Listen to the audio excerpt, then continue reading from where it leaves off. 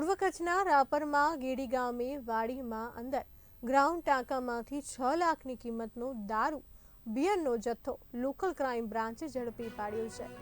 રાપર તાલુકાના ગેડી ગામે વાડીમાં બનાવેલ અંડરગ્રાઉન્ડ ટાંકામાં છુપાવેલા વિવિધ બ્રાન્ડના દારૂ બિયરનો 6,27,000ની કિંમતનો જથ્થો લોકલ ક્રાઇમ બ્રાન્ચની ટુકડી દ્વારા ઝડપી લેવામાં આવ્યો હતો।